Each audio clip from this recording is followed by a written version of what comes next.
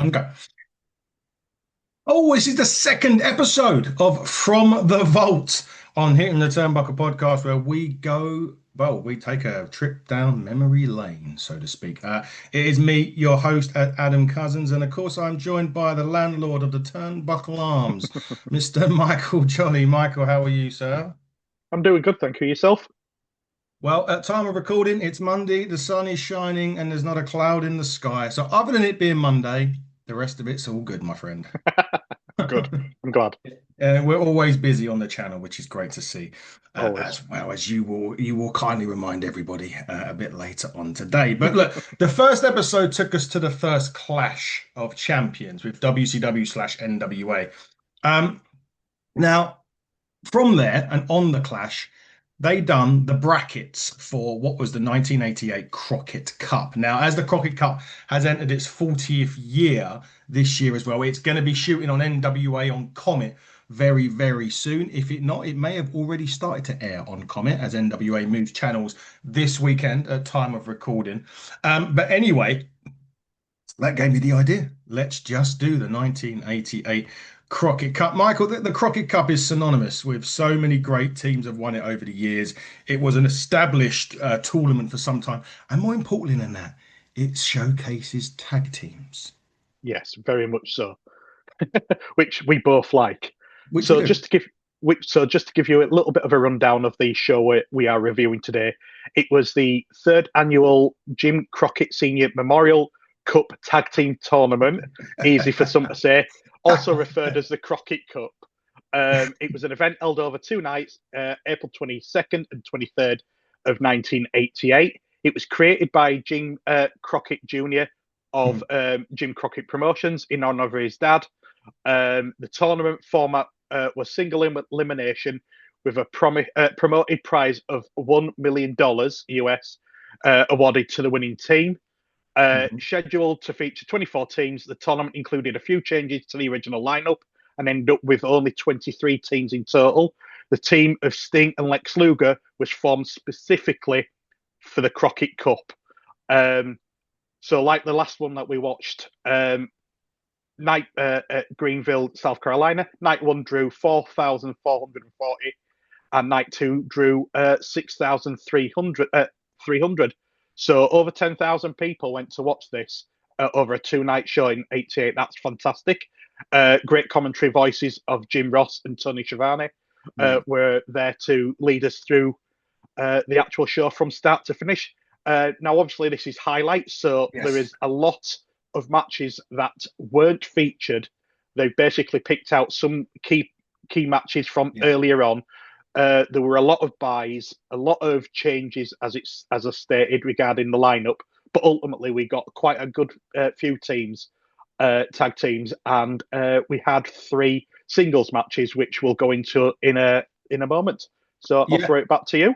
Exactly that. So just so everyone clears as to why it's only highlights, this is taken from the Vault or the WWE Vault or WCW Vault or whatever you want to call it on YouTube. I'll post the link so you guys can see it. They do have the ones before this Crockett Cup, but they were 4 hours, and it's a little bit too long to for us to try and watch with everything else that we do for the channel and the fact we do actually have jobs, believe it or not. So we have to be very when we have to watch a pay-per-view, we have to be careful that we don't do it over that, especially when we're trying to record as many of these as possible. So these are just highlights. As Michael said, they are selected matches as well. And as you mentioned, the legendary voices of Tony Schiavone and Jim Ross they still look old in those.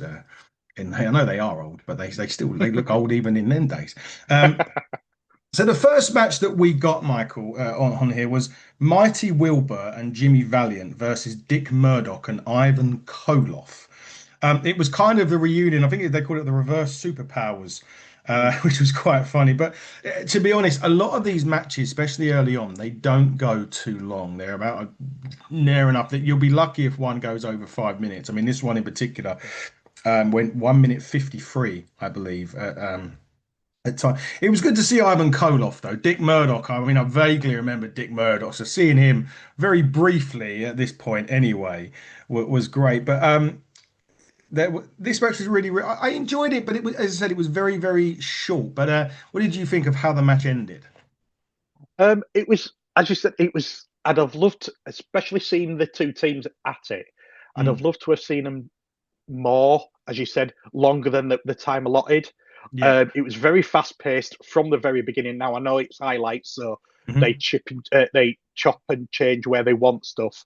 Yeah. But yeah, it was very fast paced, and then it all of a, the crowd are very behind Jimmy Valiant, Hmm. um, and then all of a sudden Murdoch got the pin. It just come out, as you said, it just come out of nowhere. It's a shame that the structure was like it is, but I understand why it needed to be done for Mm. the time length that they were given, potentially at the venue, and what they needed to chop it down to. But as you said, it would have been nice to see some of these matches a little bit longer than they were. Yeah, exactly that. And this was one of them that needed a bit more time. But as you mentioned, um, unfortunately, as much as the crowd were behind Jimmy, it's a bit like was it Ronnie Garvin that we saw in the last that kicked off the Jimmy clash? Garvin, yeah, Jimmy Garvin, sorry, it was a bit like that where Mike Rotunda, yeah, exactly. The yeah, crowd are really behind him, but ultimately didn't get the job done. And as you mentioned, Dick Murdoch and Ivan Koloff got through. Now, remember, that was round one. Like we said, this is very compact highlights. But not that there was much to worry about. I mean, it was 1 minute 53 that we saw. That doesn't mean to say the match was 1 minute 53. As Michael said, no, this was spread over 2 nights. So, but you've got to be key for what we saw compared to what actually happened. So just be mindful of that. The second match in round one that we saw was Mike Rotunda, funnily enough, who we just spoke about him, and he was partnering majorly with Rick Steiner. Well, we was like, where was Scott? Against Dr. Death, Steve Williams, and Ron Simmons. Still looked like a fucking fridge back in those days, didn't he? yeah. I mean these. Steve Williams and Ron Simmons, they were just massive. They were what would be, in my eyes, they would. I hate to use the word supersede in how they looked more than Hulk and Warrior and Hulk and Savage. These two were legitimate sports stars. Like as I said, Mhm. Ron Simmons was an NFL player. Doctor Death was he a power lifter or was it? I can't remember what his um, origins were for coming into Yeah, um, the WCW, WWE, obviously NWA and all that. But I just thought these two were just massive, and they should have had more of a push yeah, as a team. As you said, Rick Steiner and Mike Rotunda were together as the Varsity Club. We saw him on yeah, the Clash of the Champions yeah, first episode, where he came out and helped Mike Rotunda after the match. yeah. Um, just seeing the power of Steve Williams, just incredible. As you said, even at that during those years, quite a lot of the times that's when they were moving into the powerhouses, uh, Mm, compared to how it ended up going into the late 90s onwards. Fluid wrestling from all four wrestlers. yeah. I thought the match itself, again, as you said, with what we were able to see, just was really nicely worked together. And then ultimately Sullivan attacked Simmons. Um, and I couldn't work out what had gone on, but the bell called for the Varsity Club to win. And now I Yeah. don't know whether that's because if I miss something, someone's gone over the top rope, which at this point for the company is an illegal move. Hmm. So, but ultimately, as I said, Sullivan got hit Simmons, and I still couldn't, even going back over it, I still couldn't work out how they got the win. I had it by count out, but I was as confused as you was in this. I really was. It was a weird scenario, and as you said, over the top rope wasn't allowed back then, and it was really. It seemed like a really fun match that was kind of spoiled by the end of Mm. this. Really, in my opinion, I felt I was enjoying it. I mean, this was about 4.5 minutes, and then.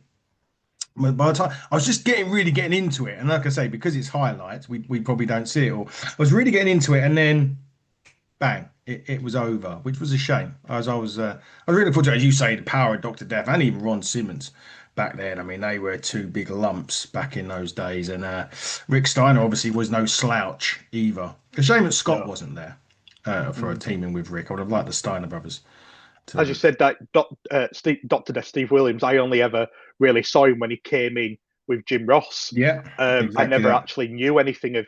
I knew some of his story, but Mm. I never actually watched any of his old matches. And I were really going through some of the archive of watching his stuff. It was really, really cool to watch, actually. I was really very surprised. But obviously, going into WWE, he was a lot older. So, Yeah. and they openly said that he wasn't as a his movements, he wasn't able to work as well as he used to, which is a shame because clearly 10 years early he was just brilliant, Yeah. especially in working with Ron Simmons. But yeah, it's a shame that we didn't get more of it on the show. Definitely so. Definitely so. Right. We move into round two now. So we've had a couple of round one matches. Now we're moving into round two. This was Tully and Arn, one of the best tag teams that ever graced the WWE. Well, wrestling, not WWE, but I remember a story that Jim Cornette told, and it was somewhat after this. Tully and Arn left to go to WWE, and there was a chance of bringing Tully and Arn back to WCW. And Jim Hurd, who was the president of WCW at the time, agreed to it. $250,000 a piece. They were coming back to WCW. They obviously gave resignations to WWE. Tully then basically flunked a drug test, and at that point, when that happened, Jim Hurd from WCW pulled the offer for Tully, and then out of an for no reason said, "Well, if Tully's not coming, Arn's not worth the 250. He's going to have to come for 125." And like he did, but I mean, obviously he gave notice. But it was an incredible. Just Jim Cornette. When I heard it, I was just like, "That's crazy." But anyway, they were going against Wow. Ken. Yeah, wow, that was Jim Herd for you. Kendall William and the Italian Stallion. It was to the surprise of absolutely nobody. Tully and Arn win this in about 3 minutes into a DDT. I thought this was okay. I just, again, we're only seeing the highlights, so it's kind of like by the time we get into it and we're kind of settled down and we're enjoying it, the match ends. Mm. Yeah, absolutely. Again, I absolutely love watching Anne and Tully all the Mm. time. I don't think I've ever watched a bad match. There are bad matches, Yeah, but you can have a good bad match, yeah, and I just absolutely love them as a team. Um, it was only going to go one way, as you said. yeah, Um, you, with the exception of potentially a running costing something, there's no yeah, way that Tully and Anne aren't going to go over. And it ends with Anne hitting a beautiful DDT for the pin. yeah. Um, and as you said, we're only ever going to go one way. I've got nothing else to say about that other than one. Sorry, I do apologise. I've got one. So Ann Anderson and Blanchard would receive a bye to the semi-final round to make Hmm. up for the empty 24th slot. So basically, they missed two matches. Yes, They had this match, and then that was it for two matches, and yeah. so that was their way of getting round certain things. We'll talk about something else later on in one of the Mhm. matches, but yeah, that's how they got around some of the weird booking that was going on with it at the moment.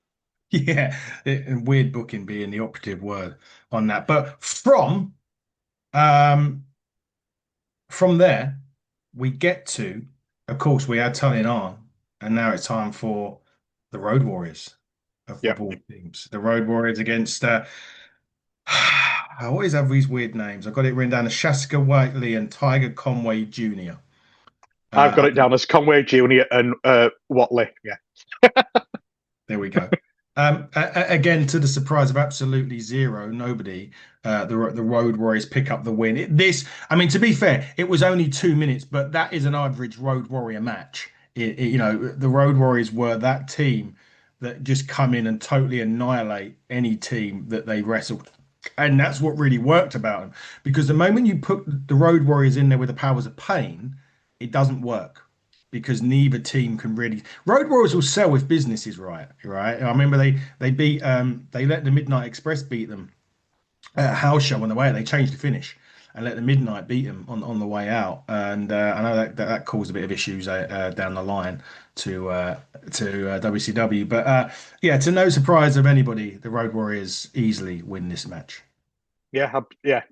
As you said, it was only ever going to go one way again. I love the Hawk overhead slam that he did, Oh yeah, just yeah. showing the power that he had on him then. Again, Animal showing the power that he had with the shoulder Yeah. blocks, just the speed that they both had. And then, as you said, it ended where Hawk gets the pin after hitting a top rope clothesline, which was one of his, if you want to call it, signature moves at the time. It worked. It was during this period of time where nobody really had finishing moves. People could just win, like with Jake Roberts. People would just Hmm. win with a lariat or a DDT or a leg drop, and it just kept it fresh. Whereas obviously now you build up to something, and I just liked how this, especially this era of wrestling, it was just it happens and it can come out of nowhere. And yeah, as you said, it just did what it did. It put over Road Warriors, made them look strong. Let's get on to the next one. Yeah, Yeah. Oh, the good old days when you didn't have to hit 17 finishes in a match to yeah, win it, eh? Next for us, it was the Fantastics against Al Perez and Larry Zbyszko. Good old Larry. I love Larry Zbyszko. yeah, I loved him on comms as well when WCW Nitro was on. Again, the match was again for about 3 minutes, but I keep saying it. Be mindful, this is just highlights and not the real deal. I'd love to see the Fantastics in wrestling today. I don't know why. I just think they would have something about them today that they may be able to work in the current climate of wrestling. I don't know. Fullerton did catch a small package in this for the win, but at this point, I was really, again, I was really liking this match for the very small majority of time that we got to see it. And again, I'd love to see the Fantastics in wrestling now, see how they'd get on. yeah. As you said, they would be fantastic. Pardon the pun. On AEW, I Yeah. think they'd be amazing. Um, there was some lovely wrestling and wonderful looking reversals when they were both Hmm. doing the arm tie ups. Yeah. Um, but unfortunately, because of the time frame that we were given, we didn't get a lot to watch. And as you said, got a small package for the win. After Perez tried to grab the foot to get him off, and Yeah. whether or not that was on purpose or whether that was a mistake and letting him go, I'm not sure. But ultimately, yeah, Fantastic's got the pin. Just a shame that again we didn't get a bit more to watch on screen. Yeah, indeed, indeed. We'd have to see if there is the long version of this. I mean, there is, as I say, the years prior, the 2 years prior, they are on the vault. It's 4.5 hours for anyone that wants to go for it. Maybe we'll do it at a later date. I've got another idea for the one I want to see. We'd have to. Well, actually, I haven't got one for us to do next, but I've got my eye on a couple, and I'll let you know what one once I've made that decision. Now, from there. We now get to Sting and Luger. Now, the important part from this is these were meant to be on two separate teams. So it was meant to be Sting and Ronnie Garvin and Lex and Barry Windham. But Hmm. Barry Windham turned on Lex before the tournament, and Garvin got hurt early in the tournament. So it then this is a second round match, by the way. So they put the two teams together, Sting and Luger. They were going against Ivan Koloff and Dick Murdoch, who we saw. And this was a really good This was actually a good match. We got it for about 5 minutes. We got a whole 5 minutes of wrestling on this one, folks. Seriously, we did. Really good job of the heels kind of taking control a bit and using a bit more of their experience against a sort of less experienced team as a face, but obviously the powerhouse as Luger, the excitement of Sting. And I actually really enjoyed the 5 minutes that we got here. Yeah, like we've seen on the previous review that we did with Sting and Lex, crowd were absolutely loving them. Yeah. There were points during the show, even when the ring announcer was on, that the crowd was so loud that you Yeah. couldn't hear what he was Yeah. saying. Yeah. Now, whether that be down to technical or whether that just be with speakers or whether that was just the crowd, um, it just amplified the crowd itself to be bigger than it was. Yeah. And I actually really thought it worked well for them, even if it was not on purpose. Um, Again, Luger showing his strength, delivering a beautiful power slam, um, using heel tactics to the advantage, which you Mhm. see when you watch it. Mm. Luger does at times. Yeah. Sting doesn't, but Luger does Yeah. use heelish tactics, which we've seen from many a people when we've watched wrestle up to present day. Stinger with a reversal on Murdoch from the outside, Yeah. Ring apron into a small package for the win. I thought that was beautifully done. A Mhm. lot of people have done that in the past, in after then, and it's been very clunky. But I just thought that the fluid motion from Sting and Murdoch bringing it over into that pin was actually really, really good. Hats off to them for doing that. But again, all four, brilliant. Yeah. Can't knock it at all for that. Outstanding. And in from there, kind of go from the sublime to the ridiculous because it's our first showing of the sheep herders. Now, those of you who are the sheep herders, well, you'll know them as the very lovable bushwhackers in the WWF at the time. And but this was obviously the NWA. They were going against the Midnight Express on this. I Yeah, did go on. no, so for unclear reasons, the Midnight Express wrestled the sheep herders in an additional second round match, which was unlisted on the tournament bracket. Mhm. So this wasn't advertised at all. Now, if you don't know, the sheep herders, which are Luke and Butch from the Bushwhackers, were Mhm. heels at Mm. this point. They Yeah. would then change to the Bushwhackers, as we've just discussed, to play Yeah. faces. But very much so, until that point in their entire wrestling career, they were Mhm. heels, and they were very, very good heels. Um, but yeah, I'll, I just, it was just weird how it's just, we'll shoehorn them in. Yeah, shoehorn them out. I think there was a lot of issue. I mean, this show was really a mess. Really, let's be real about this. This was an absolute mess um, of a show, unfortunately. And there's lots of different. There was injuries, and as you mentioned, there it was quite weird because like the Sheepherders had already advanced, but then due to bizarre bracketing changes, got immediately matched with the Midnight Express later. Like it was just an absolute clusterfuck of bits and pieces here on this. And as you mentioned there, Stan does get a tennis racket and hits Butch for the win. And yeah, a bit of a mess on this one. But you did mention at the start of the show that there is some singles matches on it, and one Prince of Darkness, Jimmy Garvin, Kevin Sullivan, essentially a blindfold match, for want of a better phrase. Um, we saw this kind of at the Clash when it was Jimmy against Rotunda and Kevin Sullivan made his presence felt in this. And it was a blindfold match, although it ran for like 2 minutes and it was all over, Michael. I hate these matches. I really do. I'm sorry. For I will hold my hands up and I'll say now I will watch and I love all types of wrestling. It doesn't Mhm. matter what it is.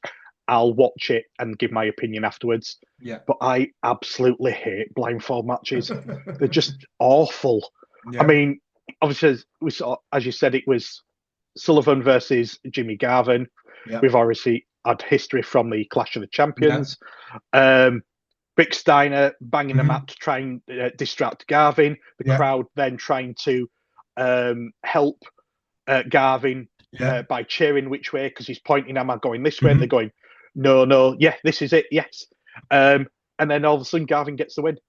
It's I just I don't I know it's history and synonymous like with bull rope matches and Yeah.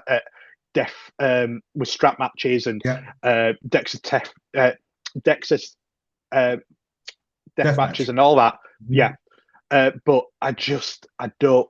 This is the one of the very few match stipulations that I don't want in a company because it's just doesn't do anything. I mean, it's funny to watch, Mm.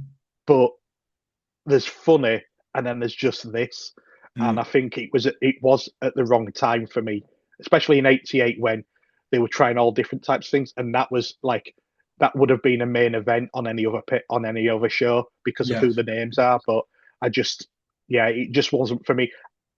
Yeah, sorry. Well, the interesting thing about this match is this match was supposed to air before Lex and Sting become a team because it was in this match that Ronnie Garvin gets injured and subsequently has to be replaced in the Crockett Cup. Then obviously as Yeah, Wyndham had turned on Lex, that left Sting. So the match positioning of this was absolutely ridiculous to begin with because we knew we're like, well, why is Ronnie Garvin out there when he was meant to be teaming with Sting? And then mm, ultimately we see him get injured, which was just crazy, crazy, crazy, crazy. But however, from there, we then go to the remainder of the tournament. Now, we say remainder, we got a one quarter final and a semi final and a final. And the first one, which is an element to me here that proving that this doesn't work is the Powers of Pain versus the Road Warriors. For me, they're too similar. Two Yeah. teams that realistically will come in, kick seven bells of shit out of you, and go home. The match itself, I must say, was actually pretty good, but because the styles were so similar in this, I just kind of like, well, surely, there were never going to be a clean ending to this, and there wasn't either. And for me, the styles just didn't work in this. Yeah. I mean, don't get me wrong, all four of them did what they can.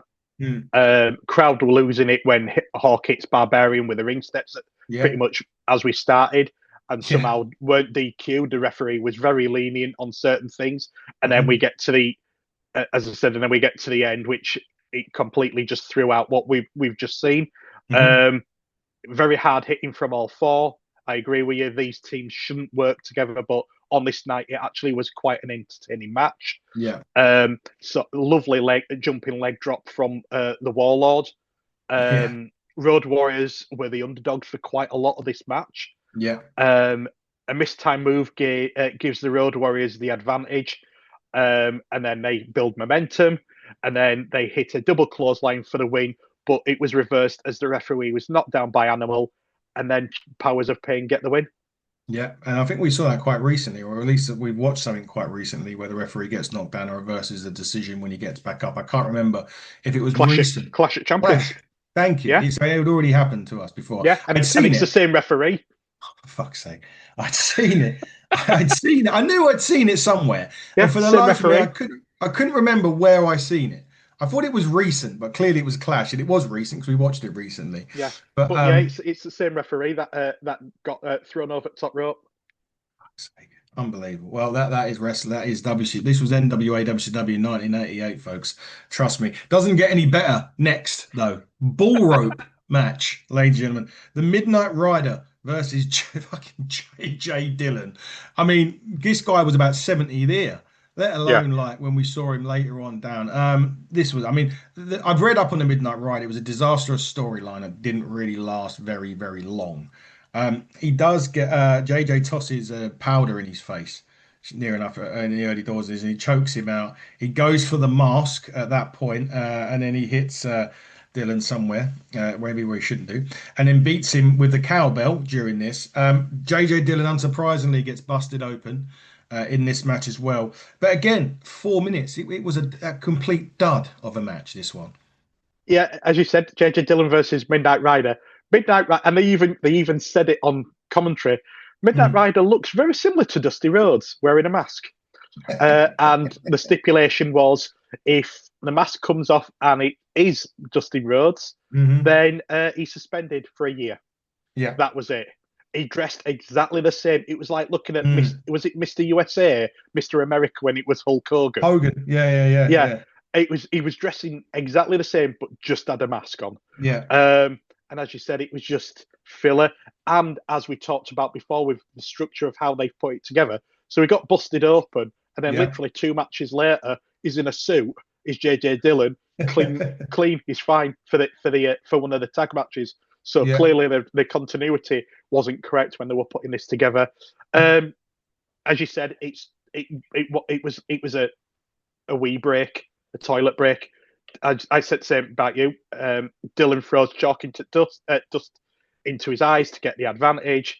Um, Midnight Rider gets the win, and then a masked man called the Texan comes in Yeah. and takes out the Rider. But Dr. Death, Steve Williams, comes out and helps Midnight Rider, and that's it. It was just, yeah, it was just we need to put someone in this, or we need a match to fill for like a minute and a half. Can you do this?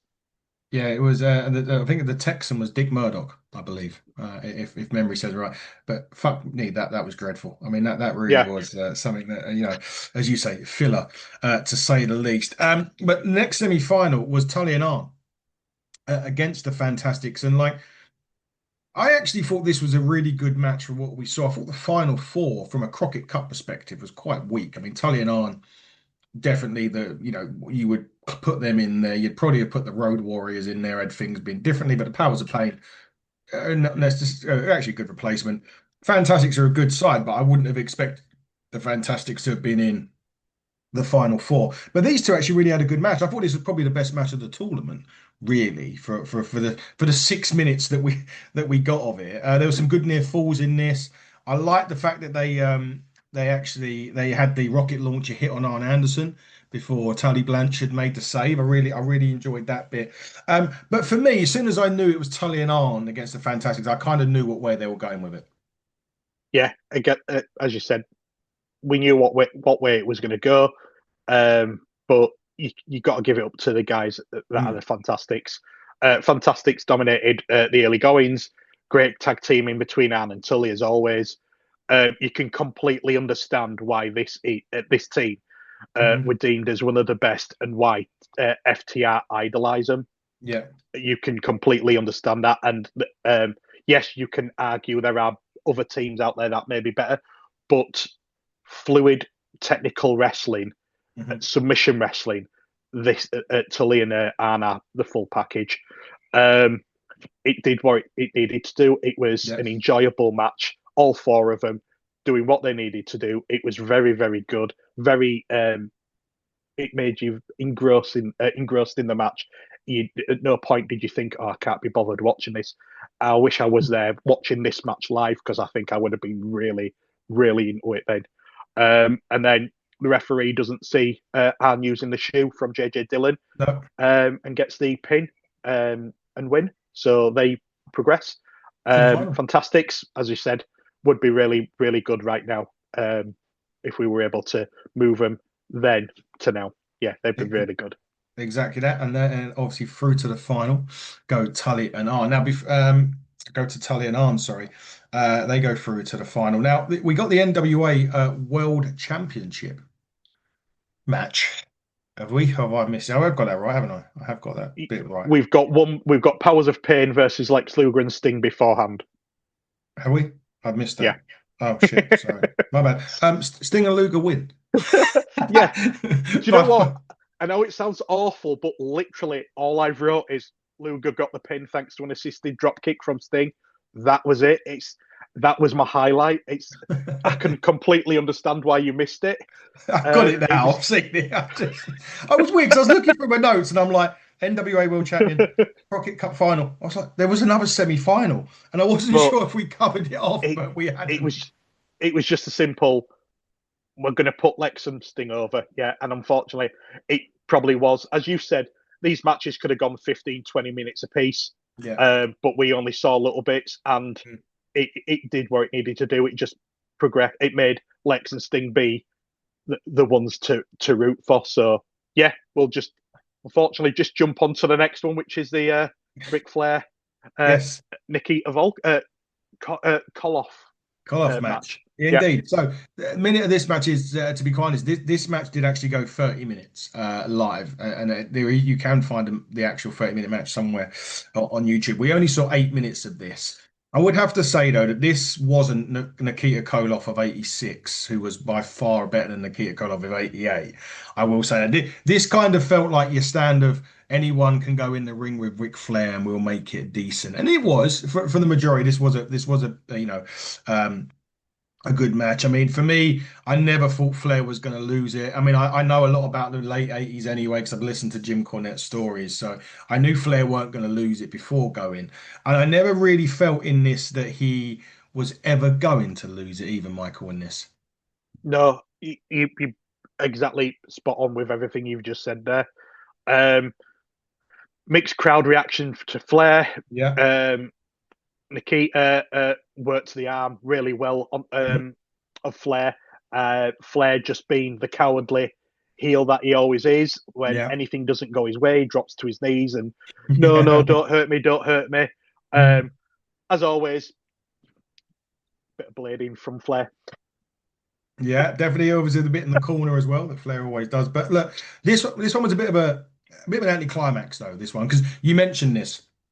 Anyone that gets dropped for going over the top rope gets disqualified. It's NWA rules at that point. And that's exactly what happened. Flair actually backdropped Nikita over the top rope for the DQ. And obviously, we got a lot of edit out on it, but I would love to have. I will find that match somewhere down the line and watch it because I'd like to see the full half an hour of this. Hmm.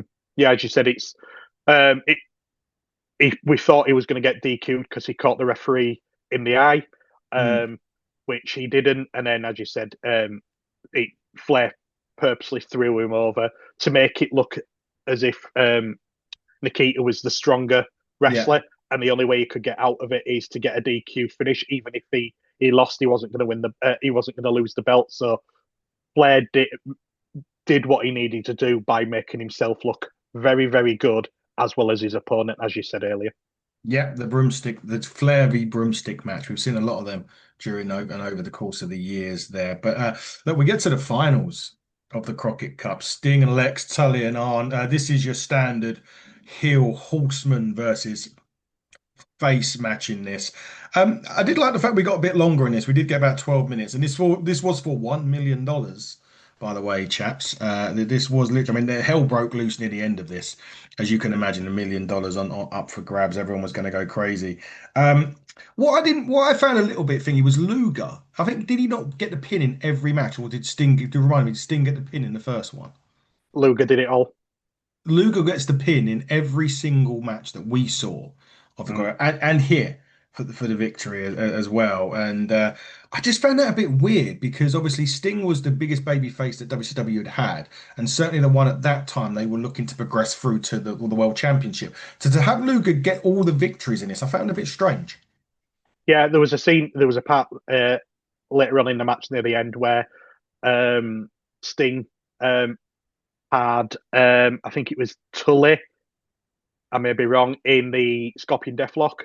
Yeah. And instead of Luger coming, because I would have liked that to have been the finish, Hmm. instead of that, Anne or whoever it was, the other person came out and caught Yeah. Sting at the back of the head. I would have thought that would have been a nice way to beat the Horseman. But Yeah. yeah, as you said, it was very heavy Lex Luger. Mm. Don't get me wrong, it was an absolutely solid match. I think it was one of the best on the card for the Mm. weekend. Can't knock it. Yeah. Luger dominated Arn. Luger was healing it up. My apologies, Stephen was healing up quite a lot, Yeah. which threw me a little bit because we hadn't seen that previously. Now, whether or not on the weekly shows that was different, but Mm. from the Clash of the Champions that we'd seen earlier, was basically the month prior, sorry, Yeah. to now, he was completely different. He was still the face, but he was using heelish moves that you would think, hang on a minute, there's something wrong.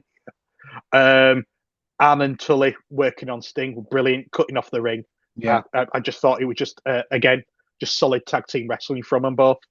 And then Luger pins Arn with a roll up after Magnum Tia's interference. Now, what happened is Arn had got Luger up into a slamming position, Yeah. and Magnum Tia clicked his feet, and as he's gone over, Luger then rolled it back over into a pin, and then they're your tournament winners, Luger and Sting. Yeah, I think it was the right way of doing it, especially with Yeah. what we've seen 4 weeks prior at Clash of Champions. I think it was the right move to have that as the main event. Yes. Definitely so. Just a weird that Luger was the hero, so to speak, in Mm. all of this. But they do win the Crockett Cup. They do win the $1 million prize at the time. But I mean, overall, from what we saw, I mean, I think I'd like to have seen it all to see all of these matches, but they did just look like they were all cluster fucks, for want of a better phrase. There was some of the matches where with a camera angle, especially during the Tully and tag teams, you could see the clock behind them. Yeah, And you could see with the layout of the matches that they'd put on, you could clearly see that they'd been cut heavily yeah, because there was a point between Anne and Tully's previous tag match and this match was over an hour. mm, But what we saw wasn't, as you said, it's just obviously it's highlights. They've got to cut it down. Whether that be down to especially on YouTube, whether that be down to licensing, whether that be down to they put it on um, the super show that Superstation. Yeah. Superstation. Sorry, yeah.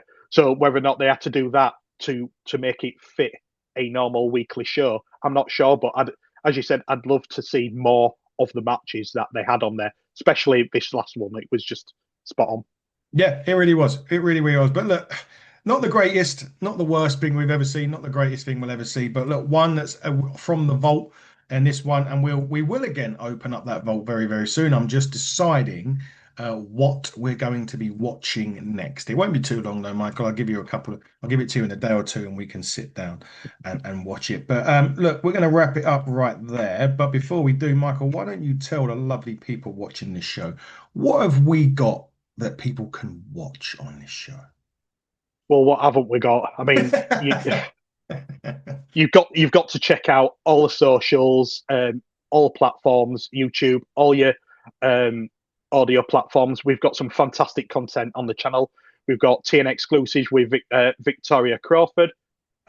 We've got interviews with Billy Starks, Deanna Prazo, and then we've also got some great top 10 lists coming soon. So as of watching, they'll be out. We've got top 10 women's matches with Adam and Just G92. We've also got on the channel top 10 US champions featuring myself and Adam. Top 10 WWF hardcore champions featuring Adam David.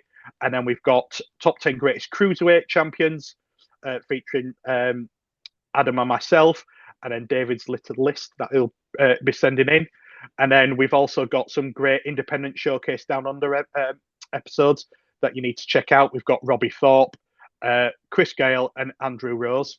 So that's just a snippet of what we've got, and we've got tons more that I haven't mentioned just yet coming to the channel. So please, please, please subscribe and click that bell to be notified when we post new content and be the first to see some fantastic stuff. Yeah, I mean, if you like your notifications being hit numerous times a day, that is, I mean, that notification bell will go off quite a bit. Of course, please do that, but it's just bearing in mind that we do release up to 7 shows every week. So that's without foul. That includes review shows. If the review shows ain't for you, just check out the interviews. We'll drop 1 or 2 of them a week as well. And we're very happy to see you all. Facebook fans, hello. Where the hell have you been? But hello. Thanks for joining us over WrestleMania weekend. It's been incredible, the amount of engagements and the new followers that we've got on TikTok as well. I think I started the year on only like a measly 1,000 likes. At the time of recording, we're at the end of April and we've got close to 10,000 now. So that's a massive, big jump. So big. You must all be liking the shit that I put on TikTok. So big thanks for everyone. Of course, on the YouTube as well, we have nearly all beat the watch time from last year already. So that just tells you everyone's enjoying the shit that we're putting out and the little snippets of action from the shows that I go to as well. You're all really enjoying it. So a big thank you for you all for doing that. But HTT Buckle everywhere. Michael, you're at Jolly the Bear as well, right? Yeah, I'm on all my socials, whether it be X, Instagram, Threads. You can find me at Wrestling with the Bear. And then you can also find me on the same platforms at John's Podcasting Network, where I just, like, as always, just help share the best in independent wrestling, whether it be British or international, as well as some of mine and Adam's friends, where we just share other people's podcasts, interviews. So please give us a like, share, as always, and thank you for joining us. Yep, thank you for joining us. Keep it locked. HTT Buckle everywhere, or me at the Real Adam Cuz. That's COUS at the end. They wouldn't let me put the whole line on there, so I had to have the Real Adam Cuz. You follow us. Lots of other collaborations following up as well soon. So keep it, as I say, just keep it locked on our channel. But we'll be opening up the vault again soon for another trip down memory lane to wrestling. Maybe we'll do a WWE one if I can find it somewhere. But from Mr. Michael Jolly, I've been your host, Adam Cousins. You've been watching From the Vault on the Hitting the Turnbuckle podcast. And until then, next time, everybody, buckle down, stay safe, and goodbye.